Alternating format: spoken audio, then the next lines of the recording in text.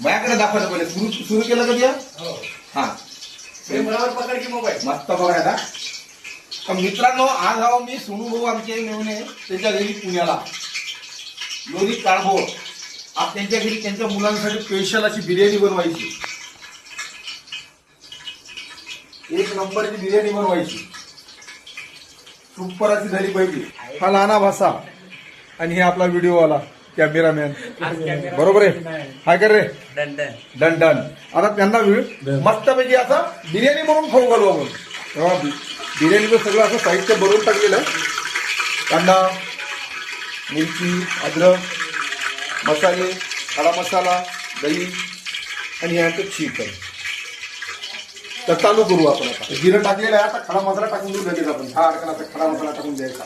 काहीच लोड घ्यायचं नाही. बिनधास्त टाकून द्यायचं. थोडासा जास्त वळून देऊ. मोठा नाही लागेल कारण याच्यापेक्षा आमचं थोडं लहान नका.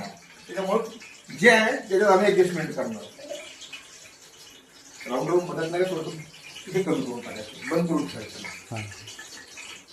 वाचचं सांगा मला. नाही असं दुसरं काही काम करत असलो की मग ते पुश करून ठेवायचं. लय मोठं जर झालं की नाही मग दुखतो मग एवढा काळा काढायला म्हणजे मग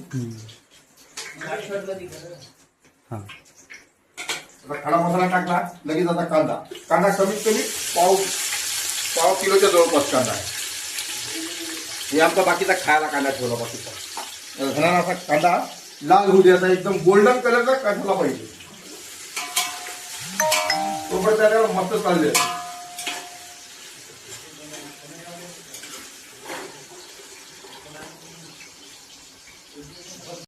कांदा वस्तू खूप दम करायचा आपल्याला.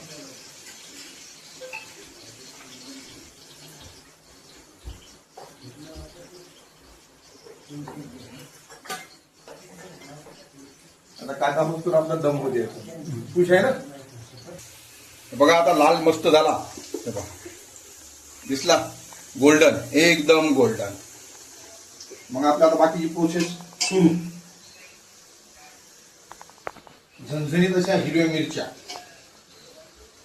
इकडल्या मिरच्या लोंगी मिरच्या लागतो. काही टेन्शनच नाही. लगेच टमाटर,